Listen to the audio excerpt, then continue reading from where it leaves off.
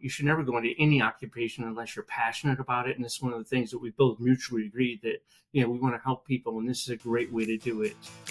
Welcome everyone to the Closing Table Podcast, real accounts from real estate professionals, brought to you by WindowStill. I'm your host, Kat Schooler, and today I'm sitting down with real estate agents Jeff and Laura Rayno. They're with the Rayno Team with Weichert Realtors Coastal Properties out in Savannah, Georgia. And Jeff and Laura were just voted Best of the Coastal Empire for the second year in a row. And Jeff is on his fourth year of being voted Best Realtor. Jeff is also the author of the book, A Different Kind of Realtor. And today, Jeff and Laura share with us their history of entrepreneurship and how that led to their careers in real estate. They share with us how they handle working as a husband and wife team. And Jeff shares some of the wisdom from his book and the inspiration for putting ink to paper. So without further ado, let's talk to Jeff and Laura. Jeff and Laura, thank you so much for joining me today. Let's get it started with how you guys started in real estate. Sure. So I don't get to talk. I guess it's you. Okay. Not yet. All right.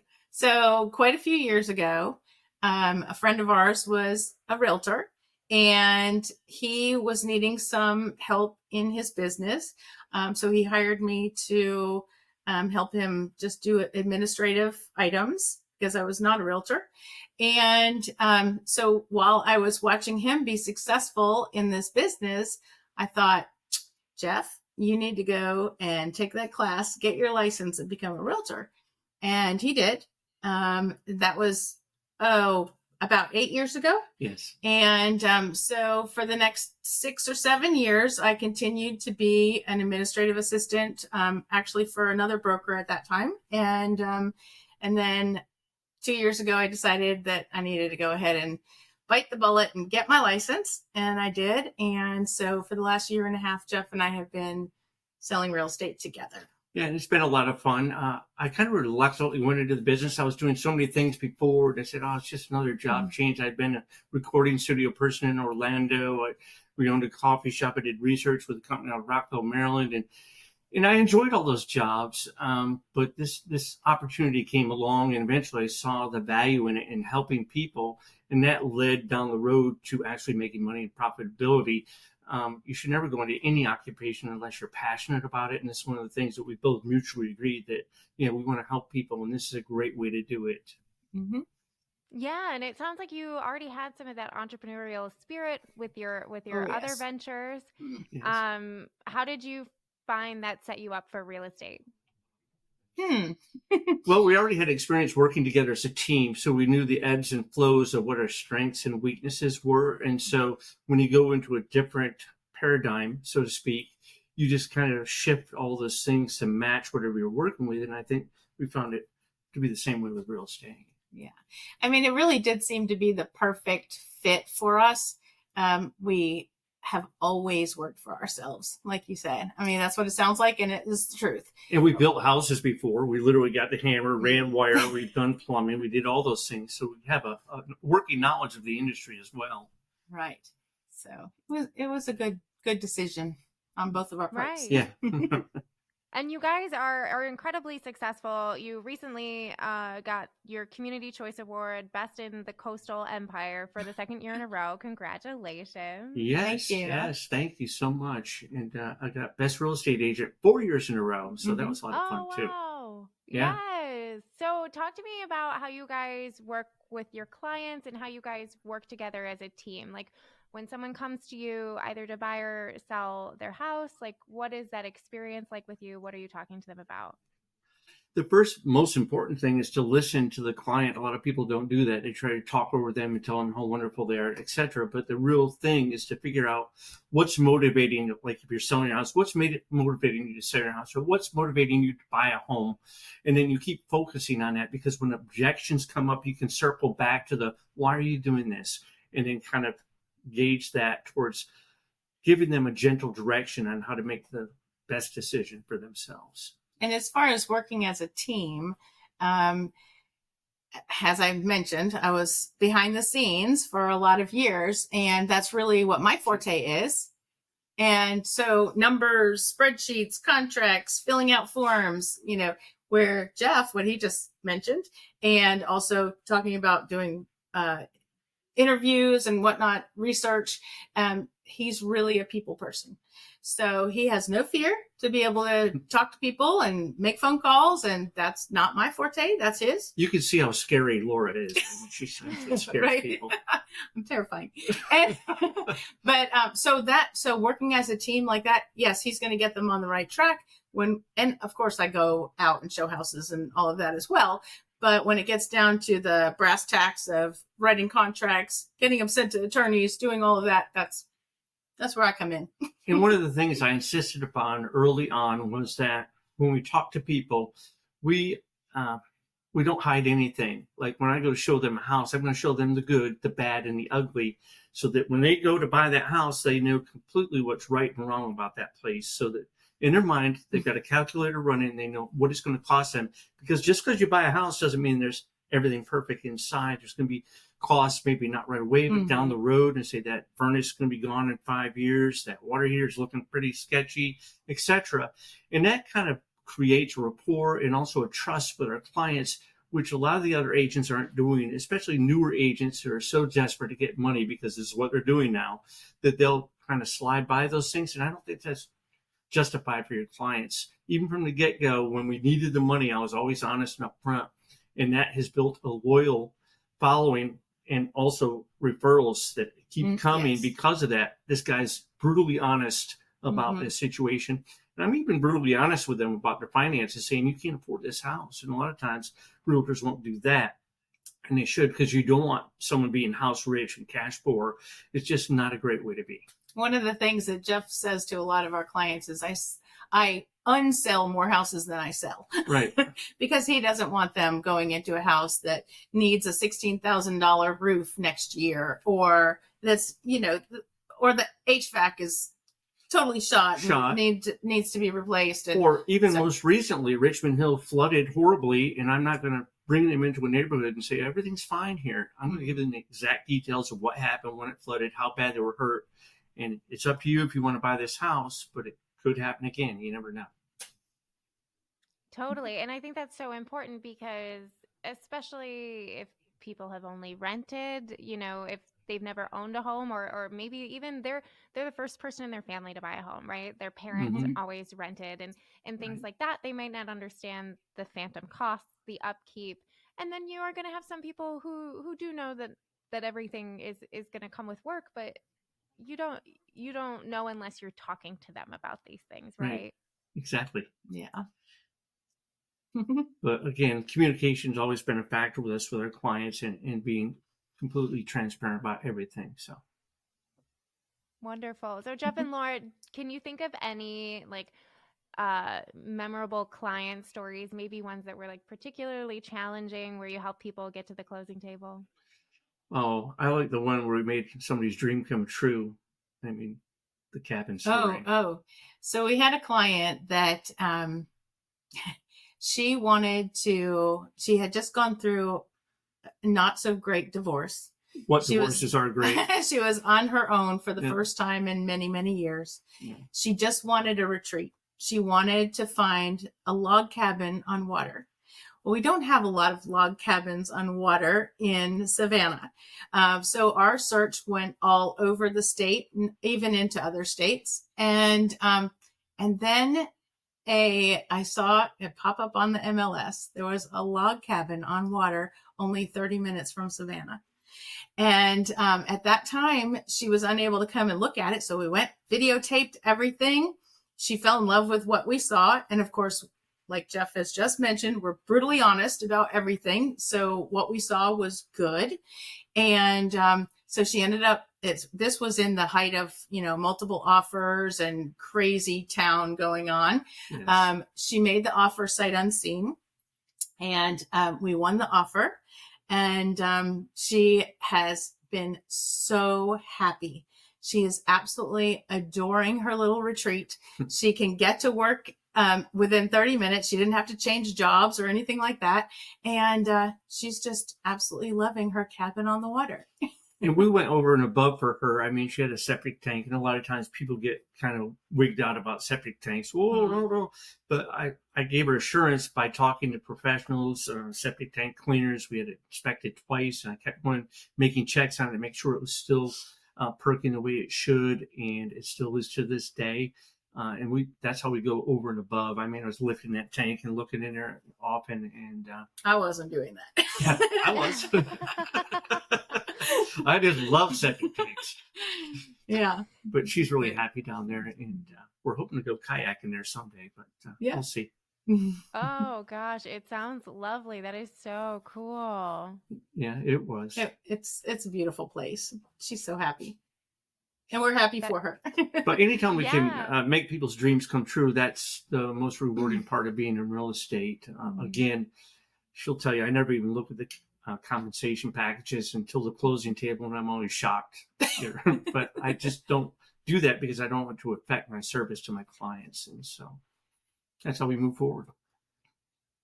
That's wonderful. And yeah, oh gosh, I love hearing about people's dreams come true, and especially during a time when it's really, competitive and you want it all to work out. Like sight unseen is such a leap of faith, and I'm so glad that she had you guys there to support her and find her dream home. Yeah, we would not have been able to do that without establishing the level of trust that we talked about beforehand. You have to have that to be able to have that kind of relationship. We helped another couple out in California. They bought an investment property. It's really close to the Enmark Arena, which is a really hot area right now. And I told them, I go, it's not hot right now, but down the road, it's going to be really, really hot. You got to trust me on this. And they did. They got a renter in there. And this property is probably about quadrupled in value right now. And it's going to go even higher as that area continues to develop. And they were more than happy with what they got with that deal. So, not that we can predict everything. No, not that we can predict, but when you've got a major arena coming in, the first act is going to be the Eagles playing there. The area is going to be hot. So, yeah. Certainly. Oh my gosh. And have you lived in Savannah your whole life? No. Can't you tell by our southern accents? No. Okay, I will say I lived in Atlanta for 5 years, and Atlanta, at least, is a little accentless. It just it depends. Is. There's pockets. It's a melting pot. Yeah. Yeah. It's pretty much the same here in Savannah, I think. But I grew up in Connecticut, and when I graduated college, I moved down here to Savannah, and then that was in 86. I grew up in the Adirondacks of New York State. You think of land of the Mohicans and all that stuff, that all woods and mountains and whatnot. And I had to move south because the taxes got so high up there that it was just not reasonable to live there anymore. And I moved down south. I ran into this beautiful woman here, and the rest was history after that. Yeah, so we did meet here in Savannah. And we have a couple of native children and a native grandchild. And they don't have an accent either, so... Yeah. What's your favorite thing about Savannah? It's gorgeous. I've been a couple of times. Oh, yeah. I was in a band prior. That was another job I had. I was in band, traveled for 2 years around the country, and we'd always come back to Savannah. And I always said every time I go, every place else is great, but the most popular, wonderful thing about Savannah is the people. The people are just so friendly and hospitable and all those things. Always happy to see you. And the sweet tea, I had sugar back then. I don't drink sugar anymore, but the sweet tea was so delicious. It was so sweet. And I always said if I ever moved anywhere, it was going to be Savannah. Yeah. Same thing for you? That's what I tell people. No, I had no idea I was moving to Savannah. Had never been here before. My mom, when I was away at college, decided to retire to Savannah, and after school I had nowhere else to go. So I came here. And the great thing about Savannah is people found out during the pandemic and shortly thereafter that they could work from anywhere they wanted to. So why not choose a place that's a great place to live? You got access to the beach, access to the marshes for kayaking, you got access to an airport close by, the history, the beautiful buildings, the architecture. You can be in Miami in 8 hours. You can be up in Asheville in 6 hours. You can be up in Charlotte in 3.5 hours. I mean, it's just a great place to live. If you want to travel, Nashville, 10 hours. It's all good.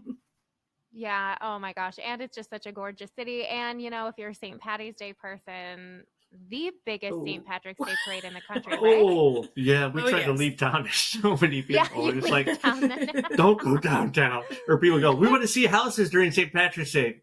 No. Not that weekend. No. Well, it draws some people there. A lot of A people. lot of people. 3 million of our best friends. Yes. Yeah.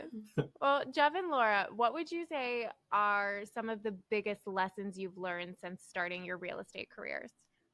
Oh, yes. I remember. So being in the office and really managing an office with multiple agents in it, I know I used to think, oh, they got it so easy. They just go out there and show houses and write a contract. I come home and I tell her I'm exhausted. She goes, come on, go mow the lawn. So my first experience going out showing houses that night, ooh-wee, it is not easy and it is exhausting. She goes, oh, my back. Oh, yeah. I really had that misconception that real estate was easy. We even had a guy the other day who's going out with her. I was with another showman up in South Carolina, and he goes, I just had all that day of seeing the houses, and I was just going to take a little nap at 3:00, and he didn't wake up till 9:00 that night. He's going, I didn't realize how exhausting it was just looking at houses. Just touring houses. But that was one thing. And another thing was that sometimes people's expectations compared to what the reality is of the market are two different things. You have to learn to bridge that expectation to something different. And it's a discussion about wants and needs and what's really feasible or not, because most people come in with a pie in the sky idea of what they want. And then when you get down to the brass tacks, there is a certain amount of things you can have. There's some things you can't have. And there's one thing I cannot do. I cannot remove alligators from Savannah, Georgia. They're going to be here all the time. And regardless of whether you like that or not, they're still going to be there in the naps and things like that. But screen porch. Can have a screen porch. That helps with the gnats. And the other thing is that we learned for a lot of the young agents coming in, they think they're just going to make a mountain of money the first year, and that's just not so. You have to develop yourself and your reputation. And I always like to say this: it's like if you got a choice, there's two different things. If you want to have brain surgery and you got a friend who says their daughter just got her brain surgery degree, do you want to go use that brain surgeon for that first operation? I don't think so. Or you got a choice to take two planes. One's got this hot new pilot that just got off that machine. He's getting hundreds every time. You're going to do a transatlantic flight. But then the other pilot's this old guy. He was a little hunched over. His name is Sully, and he's had a little experience landing a plane in the Hudson River. Which pilot are you going to choose? You're going to take that guy with a little bit more experience and not the one that just got their license. And so you have to develop that kind of experience and whatnot. So we went through that period. But the fortunate thing was we had mentors who had 30 plus years experience. We could lean heavy on them. And I always advise young agents, you should talk to the older agents, get it under their wing, learn the ropes. They're full-time people. They'll tell you how to survive. If you try to do it on your own, or you try to reinvent the wheel, which all new agents try to do, I'm going to make a new paradigm for real estate. They always fail, and they're doing something else within 6 months. So, Jeff, you wrote a book, A Different Kind of Realtor. I did. And can you share with us maybe some of the wisdom within its pages and maybe what inspired you to write a book? Well, part of my inspiration was for those young realtors coming in. We don't particularly like to work with young realtors because we're doing all the paperwork for them that they have to figure out how to correcting mistakes, or they're misguiding their clients, and we really can't jump in and say, you're doing this wrong. But basically, it was all about trying to change the paradigm of what real estate agents are doing and who we are and how people perceive who we are, because that's the biggest thing. Most people perceive real estate agents as being Hollywood type thing, flashy, and they never work, and they're always on vacation, they drive around in a fancy car, etc. Is there any difference between a car salesman and a realtor? And some people say some nasty things. But it's more about trying to encourage people to build relationships, because this is not a one sale deal. When we get done with our clients, we don't want to say bye and never see them again. We want to let them know if you need expertise down the road, which you will if you own a home. We know plumbers, we know electricians, we know builders, electricians, we know builders, we know all these different people that can help you, and they're trusted by us. So we know that they're not going to overcharge you, number one. They're not going to do a bad job. And we know if you have a problem with them, we can call them on the phone and say, hey, what's up? And fix the problem for you. And I will personally fix the problem if they mess up on you after I've recommended them. Another thing was that we talked to people about knowing their industry. try to encourage people to learn more about HVAC systems. What's going on up in that thing? What's that drain pan do? What's the float valve do in there? What's the difference between a heat pump and gas fuel? All these things they need to know. You can't just sit there and tell people, well, that's not anything I understand. You could save people a world of hurt if you say, oh, there's rust in that pan up there that's had a thing where it's backed up in the line before. So you might want to have an HVAC professional come and check that line before you buy this house and look over the unit. If you don't do that, then you go to inspection. They're paid $450 for an inspection, and they're going to have to do it anyhow. So why not save them the money up ahead and say, this other house is just the same as this house, but it's got no issues inside of it. Which one do you want to look at? Another thing was a new way to show a home. We see a lot of agents just opening the door, let people wander on through, and then they don't say anything about the good, bad, or the ugly about a house. And I think that you should do that. It's the way you build rapport, and it's being honest. And I think that's very important. We talk about dealing with other agents. There's a wide variety of personalities out there, and I think it's important to develop early on a rapport so that when it comes down to negotiating, you're not just coming in cold and trying to get something without having some kind of a rapport already set in place. We talk about time blocking because new agents don't do that. They're all over the place, and it's a waste of their day, a waste of their time. And in the end, when you become successful after following all the stuff that we talk about in the book and using things like we use Ramsey Solutions and whatnot, people can become generous at that point, and you can start giving back to your community, which is something we like to do with our church. And then you can be generous with, like, sometimes we go out to a restaurant and somebody will tell us a story about how they're taking care of an aging mother, and that's why they've got the second job. It's easy for us to just leave a huge tip over and above what anybody would leave and say a little note. We loved your story. I hope this helps out a little bit. I know it's not great, but press on. You're doing a great job. And so all these things, it's really opened up avenues for us to do the things we wanted to do, what we couldn't do before because we were not making the profitability that real estate's allowed us to do. And now with this capability, it's good. Mm-hmm. Oh, that's so wonderful to hear. And yeah, it's a great point that, when you're growing your business, it ripples out. You're recommending other services, HVAC, plumbing, and then you can kind of give back to your own community in the ways you see fit, through being generous. And I just think that's a beautiful thing about a lot of the real estate agents I talk to. Yeah, we had a horror story that's mentioned in the book where a couple had bought a house and they called us up one night and said, oh my goodness, the people came by and said, we've got a slab leak in the house. And it's all outlined in the book, but in the long run, all it was just a leaky toilet seal underneath it, which was a $4.95 part. So we saved them $10,000 and got the bill down to about $400 with the plumber and all the changes we had to make. And so we saved them a lot of money. They were very happy. And guess who they let sell their house after that? Yeah, I bet. Yeah. Oh my, I can't imagine, because the panic sets in and then maybe you're not even thinking, one person's telling you one thing and you just need someone with like a third party to come in and maybe tell you a more objective truth, It doesn't have all the emotion involved, right? Right. And Yeah, there's some shady contractors out there and shady people you got to deal with. And so we try to help them circumvent all that by, telling them who the trusted people are. Yeah, certainly. I like to think that person wasn't trying to pull something over on them and that maybe it was just a misunderstanding, but I'd like to think that too, but I'm a very cynical person my whole life. So you are very gracious.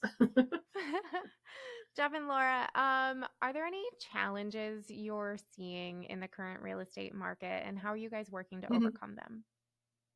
Well, there's always challenges. Yeah, the biggest one, of course, anybody will tell you this, and it's all in the media and everything. There's a lack of inventory in this country, and a lot of it is due to local government regulations putting such hardships on the builders that they have to jump through so many hoops, and so much cost is involved in just developing a piece of dirt to put a house on it that it restricts how many they can build in a certain amount of time.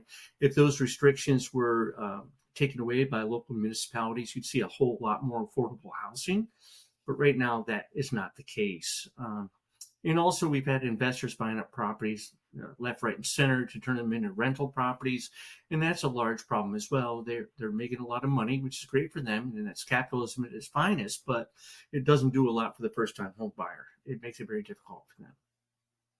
Yeah, the affordability issue is really a challenge. With the lack of inventory, of course, all the prices go up. Even the rates being up, although they did come down, I guess, last week a bit, which kind of spurred a little bit of buyer activity. But yeah, the housing prices, it's difficult for first-time home buyers to find something affordable that they don't have to go in and completely gut. And the other problem is the media putting lots of misinformation about a lot of different things. And so, we have to overcome that and say, we're the professionals. Here's the data. They don't have any data in these newspaper articles. They're using the fear factor because fear sells news. Good news doesn't sell news. And so we give them the good news and they turn around.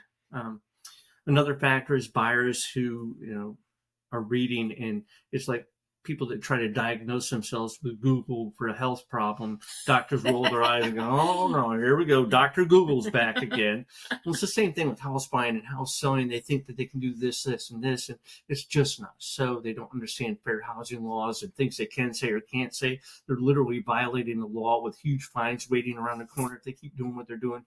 And we try to steer people away, not steer. We try to stop people from doing that so they don't get in trouble. And tell them it's very important to follow the laws that are out there to protect everybody and give a fair chance for everyone to buy a home. Certainly. So with kind of the challenges of inventory, how are you seeing your clients handle that? Are they maybe taking more fixer-uppers? Are they expanding their search area? How are you helping people get into homes? I would say it's expanding the search area because a lot of people don't want to get involved with the prospect of trying to fix up a home because then again, you're back into contractors. And we have only X amount of good contractors we recommend, and they couldn't be working on 20 houses at the same time. So unless you're prepared to go into that mentality of fixing up a house, the best thing to do is just try to look in another area and see how to make it work for you. Because doing renos is just really hard. We did a reno on our own house one time, and the drywall work was so dusty, intense and dusty. Our poor little son got kind of like looked like emphysema. He was coughing and gagging. The dust was getting in there. So lucky for him and her, they got to go to Disneyland or something like Disney World, and I got to stay with the project and finish it up and get the dust out of the house, mitigate it, and then they come back. But that's the kind of thing you're looking at. So expanding the search area is always the best thing. Totally. Well, Jeff and Laura, do you guys set goals? And if so, how are your goals going for this year? Are there any you'd like to share with us? We do set goals. We do. Set some lofty goals this year. We like to use a bunch of different things. One's a vision board, which is great. You stick it up on the wall. These are all the things we want to accomplish and maybe enter into our life is the thing. More time with our grandchild was a big factor and things like that. And vacation time, we got to go to Alaska a couple of weeks ago. We loved that. It was just awesome. Still in my mind. That's fabulous. But yes, we set goals. And this year, our goal is to have more listings because if you lead with listings, tons of books out there. I'm not promoting that guy's book, but anyhow, if you lead with listings, it leads to more listings, but it also leads to buyers, people that come into your open houses and whatnot. And that's been an explosion in our business. We did farming where we live right now, which is a condo complex of 226 homes, right? 76. I was getting around. That's why she's a numbers person. 276. And it's good. They know their neighbors, so they feel comfortable listing with us. And we've done a number in here. And then we got a secondary neighborhood we're doing, but also they see our success on Facebook and whatnot, and they want to work with us. And so it's led to more listings. And so that goal was achieved this year, and we hope to expand upon that as well. And the other thing also was developing deeper relationships with our clients. Last year, we had a pie giveaway at Christmas time, and it was a drive-through pie giveaway. They had a choice between apple, pumpkin, or pecan. They always wanted the more expensive one, but that's okay.